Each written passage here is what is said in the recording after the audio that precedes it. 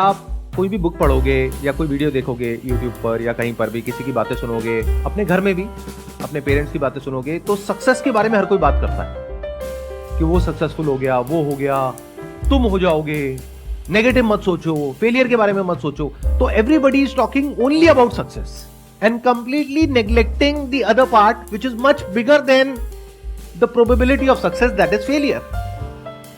यानी कोई भी इंसान अगर कुछ नया ट्राई करने की कोशिश करेगा या किसी भी कॉम्पिटिटिव फील्ड में जाएगा, वहां पे सक्सेस के चांसेस ज्यादा है या फेलियर के? अभी आपने बोला कि फेल होने की पॉसिबिलिटी ज्यादा है, तो एक्चुअल में जो आप कर रहे हो वो कर रहे हो सक्सेसफुल होने के लिए, लेकिन होगा क्या रियलिटी में? फेलियर। जैसे एक लॉटरी की टिकट आप खरीद रहे हो कि आपकी लॉटरी लगेगी, लेकिन एक्चुअल में क्या होने वाला है? नहीं लगेगी, शायद लग जाए, तो शायद सक्सेस मिल जाए, एक्चुअल में मिलने के चांसेस बहुत कम है। इस तरह से अगर हम पहले समझ पाए किसी भी काम को करने से पहले कि इसकी वजह से जो एक्चुअल में होने वाला है, बेस्ड अपॉन पॉसिबिलिटी, प्रोबेबिलिटी, वो क्या है और उसको मैनेज कैसे करना है, and is it going to be a good failure और अ बैड फेलियर, तो इसको कहेंगे smart way of working in life. यानी क्या, आपने बेस्ट के सिनेरियो को भी देख लिया और वर्स्ट के सिनेरियो को भी देख लिया और दोनों की प्लानिंग कर ली और फिर आप एक्ट कर रहे हो, अब क्या दिक्कत है? बट आपने बेस्ट के सिनेरियो को तो देख लिया, वर्स्ट केस के बारे में आप सोच ही नहीं रहे, उसकी कोई प्लानिंग ही नहीं है, जबकि उसकी होने की पॉसिबिलिटी बहुत ज्यादा है, तो फंसोगे। तो अब सवाल ये उठता है कि कैसे हम ये समझे कि जो हम काम कर रहे हैं इसकी वजह से जो फेलियर होने वाला है वो अच्छा होगा या बुरा होगा, कैसे इस फर्क को करें? लगाओ दिमाग। टू अंडरस्टैंड कि आपका जो फेलियर है वो गुड है या बैड है, you have to first understand yourself. You have to give your time to yourself to understand कि वेयर यू लैक्स, कि आपको फेलियर हो सकता है। If you understand that where you lacks ना, देन अगर failure होगा you will work on it and again then you make a different plan for yourself. अभी आपने कहा कि अगर फेलियर हो गया तो, इसका उल्टा कर दो, अगर सक्सेस हो गया तो। आप देख रहे हो हमारी थिंकिंग में फ्लॉ क्या है? अभी भी मेरे इतना बोलने के बाद भी हम इस बात को एक्सेप्ट करने को तैयार नहीं है कि जो हम काम कर रहे हैं उसमें फेल होने के चांसेस बहुत ज्यादा हैं, सक्सेसफुल होने के बहुत कम है। तो हमें बोलना क्या चाहिए लाइफ में कि अगर ये एक्सपेरिमेंट सक्सेसफुल हो गया तो, फेल हो गया तो नहीं, क्योंकि 99% चांस है ये फेल ही होगा। ये बहुत सटल पॉइंट है अगर इसको आप देख पा रहे हो तो, कि जो भी आप करने वाले हो जहां पे कि बहुत कंपटीशन है, यानी कि और भी लोग हैं जो आपसे बेटर हैं या आपके टक्कर के हैं, एक तरह की रेस है जहां पर आप भाग रहे हो और आपसे तेज भागने वाले भी हैं, तो ऐसी रेस में जहां पे लाखों लोग भाग रहे हैं, आपके जीतने की पॉसिबिलिटी बहुत कम है, हारने की बहुत ज्यादा है। ऐसे ही अगर कोई ऐसा काम आप कर रहे हो अपने बेस पर, वो चाहे कुछ भी हो, चाहे वो YouTube पर आप एक चैनल बना करके अपना कुछ करने की कोशिश कर रहे हो क्योंकि लाखों लोग कोशिश कर रहे हैं, या फिर अपना कोई बिजनेस करने की कोशिश कर रहे हो, कुछ भी कर रहे हो, हर जगह पर सक्सेसफुल होने की पॉसिबिलिटी बहुत कम है, फेल होने की बहुत ज्यादा है। तो हम ये क्यों नहीं बोलते कि अगर मैं सक्सेस हो गया तो, नहीं तो फेलियर, जिसके बाद में मुझे ये करना है। ये एग्जैक्ट उसका ऑपोजिट है जैसे हम एक्ट करते हैं या जिस तरह की बातें हमारे आसपास में होती है, या जो और सो कॉल्ड मोटिवेशनल स्पीकर्स हैं वो जिस तरीके से बात करते हैं, तू कर सकता है, तू ये, तू वो, ठीक है, वो सब अपनी जगह पर सही है एक लेवल पर। जब आप पूरी तरह से टूट चुके हो, फेलियर हो गया है, हिम्मत हार रहे हो, उस वक्त आपको उठाने के लिए उस सब की जरूरत है। यानी कि मोटिवेशन फेलियर से पहले हेल्प नहीं करता है, फेलियर के बाद हेल्प करता है। देखो लाइफ में ना हर चीज जरूरी है, बट हम क्या गलती करते हैं, हम कोशिश ये करते हैं कि लाइफ में एक चीज को हर जगह फिट कर दें। ऐसा नहीं होता है। पहले कूली कामली आराम से बैठ करके बिना किसी एक्साइटमेंट के समझना होता है कि मुझे क्या करना है, क्या नहीं करना है, यानी एक डिसीजन लेना है। वहां पे किसी मोटिवेशन की कोई जरूरत नहीं है, बल्कि अगर कोई आपको बहुत मोटिवेट कर रहा है तो पक्का है कि उसका कोई मोटिव है उसके पीछे, जिसमें आपका कोई बेनिफिट नहीं है, उसका है। तो वहां पे मोटिवेट नहीं होना समझदारी है, हर जगह मोटिवेट होना समझदारी नहीं है। तो आप ध्यान से समझो मैं क्या कह रहा हूं कि अगर अपनी थिंकिंग में आप एक फ्लॉ को देखोगे, यहां पे अभी जैसे इन्होंने जो कहा, मैं उसी बात को थोड़ा सा आगे एक्सप्लेन करता हूं कि अगर फेल हो गए तो, इसको उल्टा होना चाहिए। जैसे एक साइंटिस्ट बोलता है कि अगर मेरा ये एक्सपेरिमेंट सक्सेसफुल हो गया तो, क्योंकि उसको पता है कि 1000 बार तो फेल होना ही है, तो फेलियर के लिए तैयार है। बट हम लोग फेलियर के लिए तैयार ही नहीं है।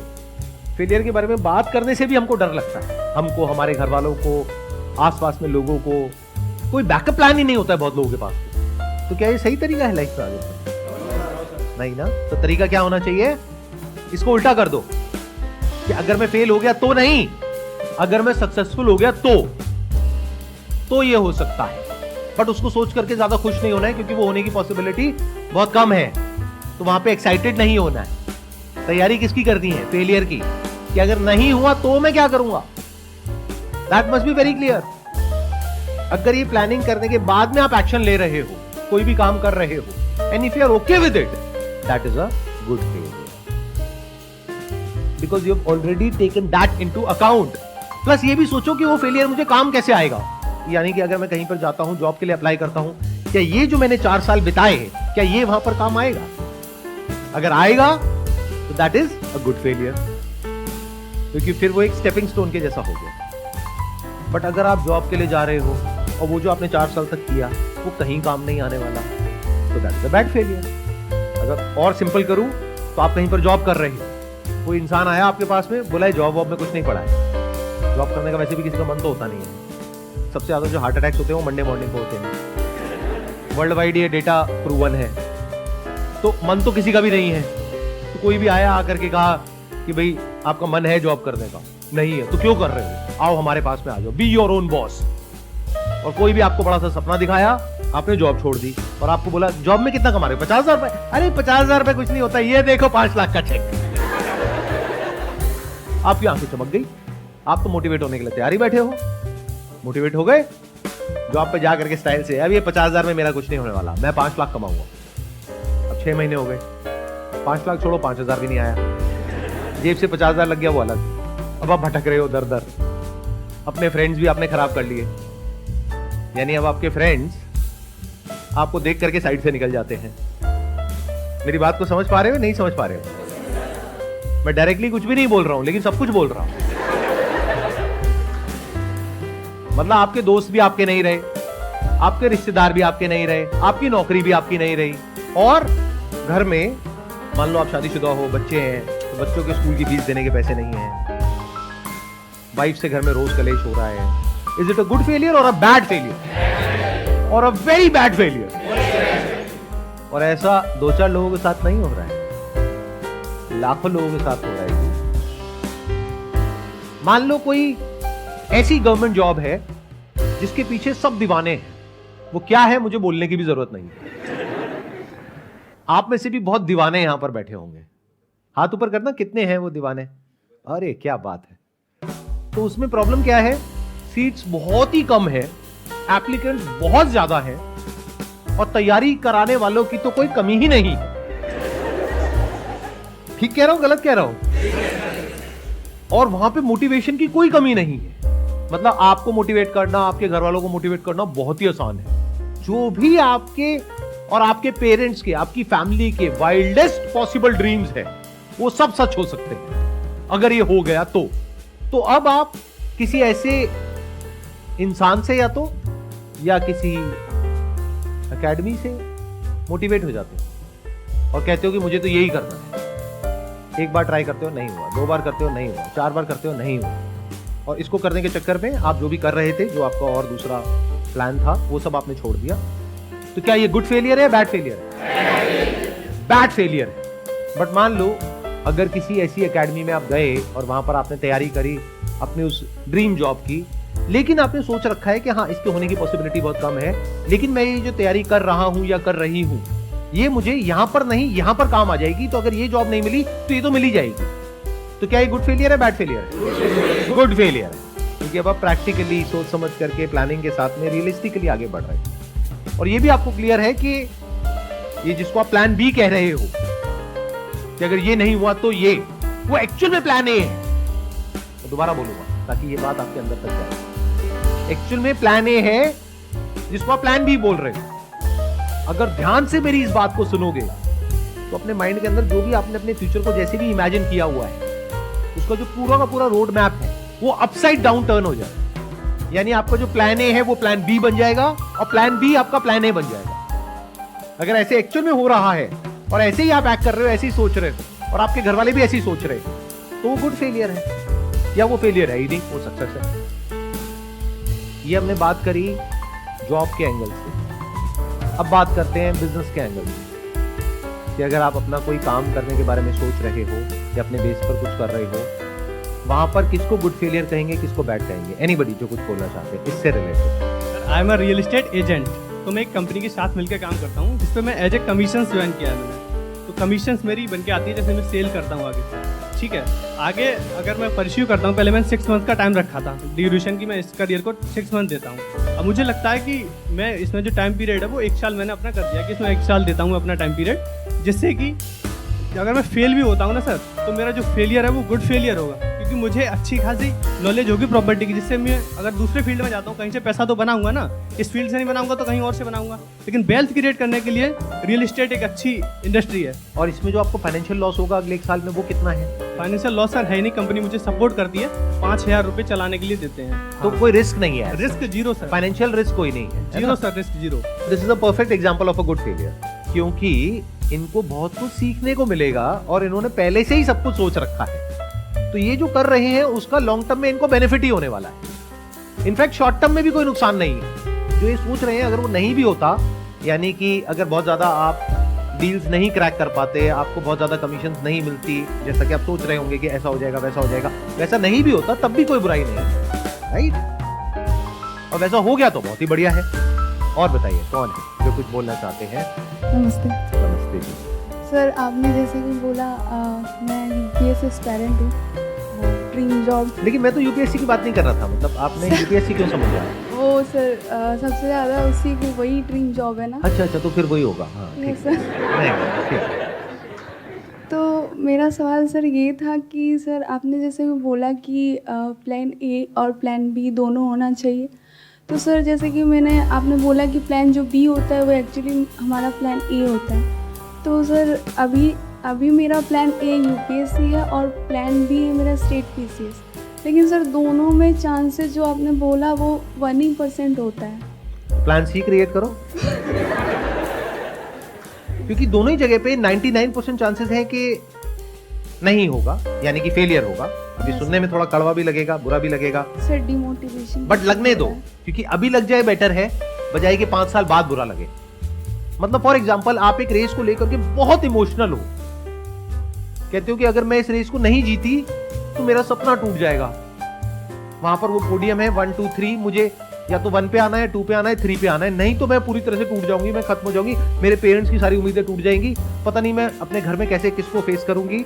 इससे उस रेस के आउटकम पे कोई फर्क नहीं पड़ता है, बल्कि पड़ता भी है तो बुरा ही पड़ता है, क्योंकि अब आप इतना डर जाओगे एग्जामिनेशन के टाइम पे because of this over obsession with this goal, कि आपके अंदर इतना डर आ जाएगा कि जब आप वहां पे जाओगे तो आपके हाथ कांप रहे होंगे लिखते हुए, जाने से पहले आपकी हार्ट बीट तेज हो जाएगी। जबकि जिस तरह से मैं बता रहा हूं अगर उस तरीके से करोगे तो आप मजे से जाओगे, क्योंकि आपको पता है कि होना तो वैसे भी नहीं है।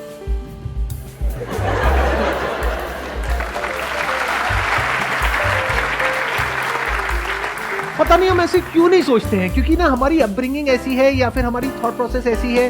देखो मैं जब भी कोई नया काम करता हूं ना, तो मेरे आसपास वाले जो लोग होते हैं वो थोड़ा टेंशन में होते हैं, मैं हंस रहा होता हूँ। वो कहते हैं सर आप बहुत अजीब हो, मतलब इतना बड़ा रिस्क ले रहे हो और आप हंस रहे हो। मैंने कहा मुझे पता है वैसे भी कुछ होना तो है नहीं, क्योंकि 90% है कि फेल ही होगा। फिर वो कहते हैं कि सर जब आपको पता है कि 90% चांसेस है कि ये जो आप नया काम करने वाले हो ये फेल ही होगा, तो कर क्यों रहे हो? मैंने कहा लेकिन 10% चांसेस है सक्सेसफुल होने के। अब वो 10 में से एक कौन सा काम होगा वो ना मुझे पता है, ना तुझे पता है, ना तेरे बाप को पता है। तो जब तक मैं 10 करूंगा नहीं, उसमें से 9 फेल नहीं होंगे, तब तक वो एक सक्सेस तक मैं नहीं पहुंच पाऊंगा। बिल्कुल ऐसा है, इमेजिन करो कि एक डाइस है, उसके ऊपर 10 नंबर है, तो डाइस फेंक रहे हो, जैसे आपने बचपन में लूडो खेला होगा, अभी भी खेलते होगे, तो पता नहीं होता ना कौन सा नंबर आने वाला है। तो 10 में से एक नंबर आएगा या नहीं ये कहना नेक्स्ट टू इम्पॉसिबल। तो मैं बिल्कुल इस तरीके से देखता हूं लाइफ को। इसलिए आज से 5 साल पहले 10 साल पहले मैं जिस लेवल पर था उससे आज बहुत आगे वाले लेवल पर हूं, और आने वाले 10 साल बाद और आगे लेवल पर हूंगा, क्योंकि मैं सक्सेस को समझ चुका हूं। सक्सेस का जो सबसे बड़ा सीक्रेट है वो क्या है? फेलियर को एम्ब्रेस करना, फेलियर को मैनेज करना, सक्सेस को नहीं। सक्सेस तो अपने आप आती है, based upon a lot of factors. मतलब आपका यूपीएससी क्रैक होगा या नहीं होगा, that depends upon a lot of factors. उसमें बहुत सारी स्टेजेस हैं, तो that depends upon a lot of factors. लेकिन फेलियर पूरी तरीके से आपके हाथ में, सक्सेस आपके हाथ में नहीं है। तो फेलियर को मैनेज करो ना, सक्सेस की टेंशन क्यों ले रहे हो? एक्चुअली आपने सर बोला प्लान सी के लिए, तो सर मेरा प्लान सी भी अदर स्टेट पीसीएस है। प्लान डी क्या होगा? Sir other. ये जो आपने बोला ना plan A, plan B, plan C, इसको बोलते हैं प्लान ए। अब मुझे ये बताओ प्लान बी क्या है, जो एक्चुअल में प्लान ए है? That means you don't have any plan. आप समझ रहे हो मेरी बात? आ रहा है समझ में? That means you don't have any plan. तो जब ये तीनों अचीव नहीं हो पाएंगे तो क्या करोगे? परेशान हो जाओगे, तब मेरी वीडियोस देखोगे। सर आपकी वीडियोस देखते हैं। नहीं, वो ठीक है, अभी आप देख करके आए हो, सही टाइम पे आ गए, क्योंकि 4-5 साल बाद आते तो बहुत देर हो जाती। सर ये मेरा फर्स्ट अटेम्प्ट होने वाला है। ये फर्स्ट है तो कोई दिक्कत नहीं है, अभी तो पूरी लाइफ आपके सामने पड़ी है। तो अब सोच लो, अगर अभी नहीं भी है तो ये नहीं है कि कोई आपके ऊपर प्रेशर है कि आपको अभी इमीडिएटली बताना है। ये जो आप बोल रहे हो ना plan A, plan B, plan C, इसको बोलो प्लान ए। अगर मेरा सेशन अभी तक समझ नहीं आया है तो, अगर समझ आ गया है तो ये है प्लान बी। अब बताओ आपका प्लान ए क्या है? यूपीएससी। अरे नहीं। आप लोगों को समझ आया मैंने क्या बोला है? किसको आया समझ में? एक बार बताओ हाथ ऊपर करके। आपके प्लान ए और बी और सी तीनों वन ही कैटेगरी के हैं, सारे गवर्नमेंट एग्जाम जिसमें सबके चांसेस ही कम है, तो इसलिए उन्होंने फर्स्ट कैटेगराइज कर दिया कि वो आपका प्लान ए है जो कि आपने सोच रखा है। But according to his session, जो आपने प्लान ए सोचा हुआ है सक्सेसफुल होने का, वो एक्चुअली प्लान बी है। तो वो आपसे पूछ रहे हैं जो आपका प्लान जो बी आपने डिसाइड ही नहीं किया, वो आप डिसाइड करो या फिर किए हैं, तो वो बताओ। आपको क्लियर हुआ इन्होंने क्या बोला है? एक बार माइक दीजिए। हाँ। देखो, अगर आप यूपीएससी की तैयारी कर रहे हो तो वहां तो इससे टफ क्वेश्चन पूछे जाएंगे ना, तो इतना तो चलता है। हाँ, तो अब आप बताओ आपको क्या समझ आया? अगर मेरा नहीं होता यूपीएससी या स्टेट पीसीएस तो उसके अरे वो तो नहीं होगा, मैं कुछ और कह रहा हूँ। आप नहीं सुन रहे मेरी बात। सर आप मुझे डीमोटिवेट कर रहे हो। अरे मैं डीमोटिवेट ही कर रहा हूँ आपको, आप बिल्कुल सही कह रहे हो। मैं आपको डीमोटिवेट ही कर रहा हूँ और वही मैं करना चाहता हूँ, क्योंकि अगर मैं नहीं करूंगा तो और कौन करेगा? आप सोचो ना, एक मिनट, मेरे अलावा पूरी दुनिया में आपको कोई और नजर आता है जो आपको डीमोटिवेट करेगा? No sir. तो आपका क्या मन है, मैं आपको और डीमोटिवेट करूं और क्लैरिटी की तरफ लेकर के जाऊं या आपको मोटिवेट कर दूं? नहीं, आप क्लैरिटी की तरफ। देखो मैं क्या कह रहा हूं, जिसको आप प्लान ए बी सी बोल रहे हो वो एक्चुअल में प्लान बी है, क्योंकि वो होने की पॉसिबिलिटी बहुत कम है। जो चीज होने की पॉसिबिलिटी बहुत कम होती है उसको प्लान बी बोलते हैं। जैसे गाड़ी होती है, उसमें 4 टायर होते हैं, एक स्टेपनी होती है, तो स्टेपनी क्या है? प्लान बी, क्योंकि गाड़ी के पंचर होने के चांसेस कम है। ऐसे ही ये एग्जामिनेशन क्रैक होने के चांसेस बहुत कम है, तो ये हो गया प्लान बी। अब आप बताओ आपको क्या समझ आया मेरे इन बातों से? सर बातें भी समझ में आया कि प्लान ए प्लान करना चाहिए, मतलब करना पड़ेगा। सर मैंने कर लिया। कर लिया? Let's give big round of applause for her. बताओ प्लान ए क्या है? शादी।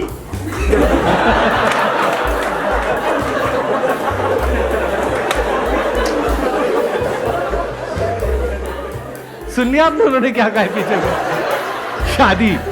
ओ बदतमीजो, चुप रहो। हाँ, एक मिनट इनको बोलने दो। हाँ प्लीज सर बताइए। UPSC coaching. UPSC coaching? Yes sir.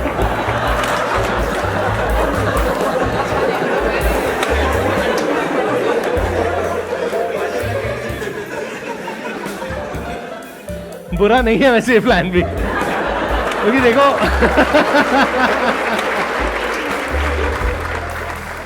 हंस रहे हैं सब लोग, बट ये आइडिया बुरा नहीं है, क्योंकि देखो लोगों को कितना मर्जी समझा लो, लोगों को समझ तो आने वाला है नहीं, किसी को नहीं आता। किसी को समझ नहीं आएगा, ठीक है। और मुझे ये भी जनता अभी कभी नहीं कम होने वाली है ही नहीं, ये बढ़ने वाली है। हाँ, yes, sir. आज अगर 5-10 लाख हैं तो आने वाले टाइम में 20 लाख हो जाएंगे, 25 लाख हो जाएंगे, Yes, sir. तो ये बढ़ने ही वाले हैं।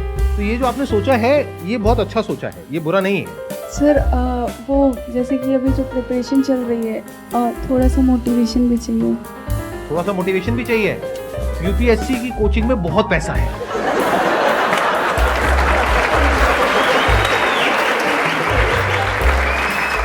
Thank you so much for coming.